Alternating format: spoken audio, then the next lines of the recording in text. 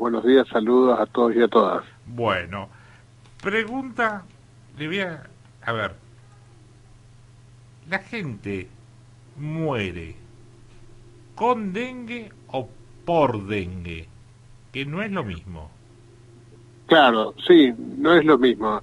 Mucha gente muere por dengue, por ejemplo, en nuestro caso, por desgracia, el de Belgrano, una persona joven que no tenía factor de riesgo, de 40 años, falleció por dengue, efectivamente. Después hay otras causas que no es el dengue, sino otras enfermedades, una enfermedad oncológica, terminal, obviamente sea el dengue o no tenga dengue, igual el desenlace era inminente. Pues lo mismo pasaba con COVID, a veces se interna la persona para operarse del apéndice o tiene una peritonitis grave, y cuando se hisopaba le daba COVID, pero al final lo que tenía mal era lo de la peritonitis, claro. Y así sucesivamente. Y ahí, estadísticamente, ¿cómo se lo inscribe? Porque no, ahí también las estadísticas claro, pueden cambiar. Sí, todo esto es en base al certificado médico. En el certificado médico hay, no sé si son 4 o 5 lugares que uno va colocando la causa que llevó al fallecimiento y después los extras. Y en base a cómo pone el médico o el certificado médico, uno lo categoriza, que es lo que hay que rellenar. Si pone que la causa del fallecimiento, la causa directa fue el dengue, por ejemplo, obviamente se pone como dengue. Si fue por SIDA, por síndrome de inmunodeficiencia, se pondrá por síndrome de inmunodeficiencia. Si es por una enfermedad oncológica, se pondrá. Aunque tenga dengue, digamos. Aunque tenga dengue, porque, por ejemplo, hay mucha gente que tiene diabetes y es algo circunstancial que tenga diabetes. Murió por un infarto cardíaco, porque etcétera, pero la diabetes figura como una enfermedad de base más. En este caso puede ser similar, pero la causa que pueda llevar, desencadenó efectivamente el fallecimiento, es lo que se pone en base al certificado, lo que uno redacta, obviamente. Bien, ¿y cómo están los números en estas enfermedades, tanto COVID como dengue en Formosa? Sí, el dengue ya está, por lo menos los últimos datos que tenemos hasta ahora, está queriendo bajar, digamos. Digo queriendo porque no puedo decir ya hoy ya está bajando, esto ya se resolvió. Hay mucho que dice que efectivamente puede ser así, que ya va a seguir bajando. ¿Por qué hay mucho? Por ejemplo, todos los últimos 3 brotes que tuvimos en la provincia coincide aproximadamente que en esta época empieza a descender. Entonces también es muy parecido a lo que estaba pasando en los otros brotes, que justo en esta época empieza a bajar, pero debe ser obviamente también circunstancial por las cuestiones climáticas. Después, lo otro que nos dice que sí, efectivamente, los datos que se van reportando diariamente, epidemiología nos dice, la doctora Claudia Rodríguez nos dice, sí, están bajando, los últimos reportes que me van llegando cada vez son menos. Entonces, pero eso es por un momento, de una semana, habrá que ver si eso persiste. Uno creería que va a ser así, porque seguramente por lo frío se va a seguir manteniendo en estos días, va a permitir también bajar los casos, además de que obviamente por suerte se reporta rápidamente, porque ahora todos los laboratorios pueden hacer el diagnóstico. Antes se necesitaba mandar a biología molecular, bueno, pero ahora ya con la serología se puede hacer en cualquier laboratorio, entonces rápidamente se puede hacer más rápido el bloqueo, claro. Que permite limitar el brote. Doctor, buen día, Fanny, lo saluda, ¿cómo está? ¿Qué tal? ¿Cómo andamos? Buenos días. Doctor, también la ANMAT hace unos días, hace un par de semanas, aprobó el uso de una vacuna contra el dengue, ¿no? Esto también indica, digamos, que no han dejado de preocuparse por el tema. Esto se anunció para septiembre, ¿no? No sé si también la misma fecha estaría por acá en Formosa disponible. ¿Cómo sería la aplicación de esta vacuna? ¿Usted la sabe? Sí, ahora estamos esperando a ver qué dice el Ministerio de Salud de Nación con la Comisión Nacional de Inmunizaciones, que se van a poner de acuerdo para bajar los lineamientos al resto de las provincias. Hay mucho por hablar sobre esta vacuna, que es mucho mejor, aparentemente mucho mejor que la anterior, porque en realidad hay 2 vacunas disponibles aprobadas en las Argentinas, esta que se aprobó ahora y la anterior, pero la anterior tenía muchísimos inconvenientes, era más compleja, 3 dosis separadas en 6 meses, o sea que al año recién se completaba el esquema, era mucho más compleja, tendrías que haber tenido dengue primero, para después aplicarte, bueno, una serie de cosas que hizo inviable prácticamente esa vacuna. Esta, que son 2 dosis separadas de 3 meses, se puede aplicar con o sin haber tenido dengue previamente, de 4 años en adelante. Después habrá que ver si hasta los 65, hasta los 60, hasta los 50, eso también tienen que definir. ¿Será para toda la población? Recordemos, en Ushuaia, ¿será necesario comprar vacunas para aplicar a la gente que reside en Ushuaia?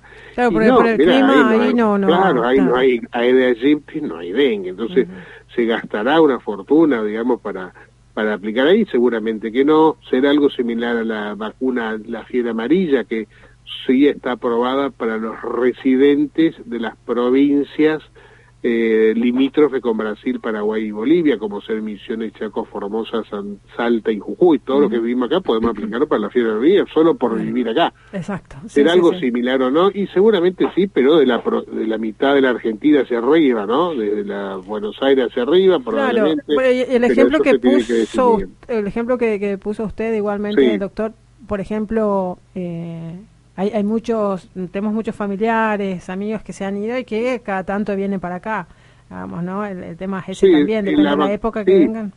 La vacuna de fiebre amarilla, todos residentes tienen que vacunarse obligatoriamente. Sí. Y el que quiera viajar, por ejemplo, a Brasil, mucha gente ha viajado a Brasil, que son del sur o lo que fuese, exigen, ahí vos tenés que acreditar el viaje. Lo exige, claro, acreditas el viaje y te vacunan, eso no hay problema. Entonces habrá que definir por parte de Nación en qué población, más en todo aquello que tenga factor de riesgo o no. Bueno, eso tiene que evaluar la gente que sabe mucho más que yo. Entonces esperaremos a ver qué nos dice, en base a ver cómo. Seguramente a ver, la empresa también debemos para las características de producción que tenga la empresa, cuánta pueden fabricar, porque no es solamente en Argentina, en todas partes del país y están aprobados, tendrá la capacidad o no de fabricar una buena cantidad o no, etcétera. Eso también habrá que ver. Bueno, y pasando ahora al tema del COVID, doctor, bueno, la Organización Mundial de la Salud ya anunció el fin de la pandemia, pero no, obviamente el COVID vino y se ha quedado y estamos teniendo casos todas las semanas. Estos casos que se confirman, ¿es porque la persona va a hacerse voluntariamente por algún síntoma o se las hace si alguna persona hace una consulta médica y el médico decide realizar los test de COVID? Sí, primera parte, en realidad la OMS dijo terminó la emergencia sanitaria mundial. Claro. Sí, no la pandemia continúa, es más, tenemos varias pandemias arriba y nunca se fueron, H1N1 que por ahí se aparece, o VIH, también una pandemia, nunca más se fue. En este caso probablemente sea igual, este coronavirus va a quedar, es más, y siguen apareciendo nuevas variantes como el Arctur, que salió ahora hace poquito, más transmisible que el Omicron. O sea, van a seguir apareciendo seguramente. Claro, se van perfeccionando los virus al final. Claro, se van adaptando porque quieren sobrevivir como otros seres vivos. Aunque los virus no son seres vivos, pero bueno, no importa.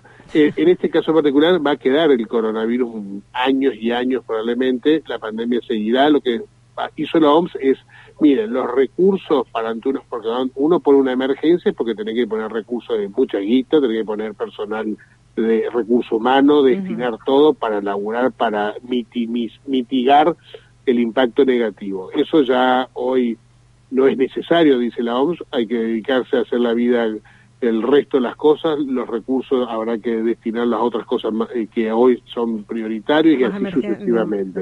Porque deja de ser una emergencia porque hay otras cosas más importantes. Totalmente. Entonces, eso es lo que dice la OMS. Y con respecto a los casos que dan positivo o no, la gran mayoría son personas que tienen síntomas. Hay muy poquitos que se hicieron por alguna cirugía, que por ahí algún médico todavía pide para algunas cirugías complejas. Nosotros seguimos recomendando el hisopado periquirúrgico, por ejemplo, para cirugías grandes, ¿no? Un reemplazo valvular aórtico, un reemplazo de aorta, una prótesis de cadera, una cirugía neurológica. Claro, pero hay cirugías que sí, claro, que sí es necesario, es preciso. Claro, pero no es una recomendación. En cambio, los otros que tengan síntomas, sí, obviamente tenés que insumarte, porque hay que ver si no es COVID, si no es gripe, etcétera. Pero los que dan positivo, la gran mayoría son aquellos que tienen síntomas y han consultado. Bueno, igualmente las recomendaciones, como usted dijo, la pandemia no es la que se terminó, sino la emergencia sanitaria, y con más razón hay que tener en cuenta, ya que no estamos desde los medios también bombardeando tanto con los cuidados, tenerlo en nuestras conciencias, claro, el tema de la recomendación. Exacto. La gente tiene que saber que ahora viene el invierno, ¿sí? Mejoraremos el tema de dengue y chikungunya, pero va a subir gripe y va a subir COVID seguramente, porque es una enfermedad que se va a transmitir más fácil en invierno porque estamos todos encerrados, sin barbijo, entonces obviamente va a haber más posibilidad de circulación. Entonces la vigilancia continuará y ante ciertas circunstancias se avisará si aumenta algún refuerzo de algo, pero eso también bienvenido sea que la Ministerio de Salud de Nación también sacó las nuevas recomendaciones sobre la vacuna para el COVID. Recordemos que hay unas nuevas indicaciones para la vacuna. Todas las personas de 50 años o más o las embarazadas tienen que tener un refuerzo cada 6 meses. ¿Sí? Yo que tengo más de 50 años tengo que recibir cada 6 meses un refuerzo, por lo menos hasta ahora, ¿no?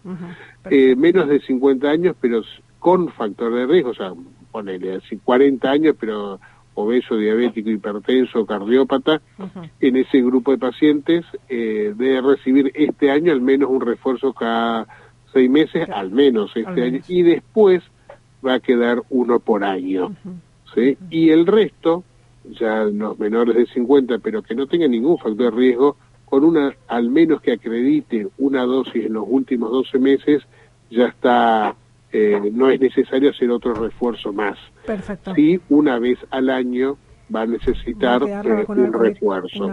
Así es, para este grupo de personas, ¿no? Perfecto. Para los mayores de 50 y embarazadas, todo cada 12 meses. Cada 6 meses. Cada 6 meses y embarazadas. Bueno, doctor, muchísimas gracias. No, por favor, falta más. Un fuerte abrazo, hasta luego.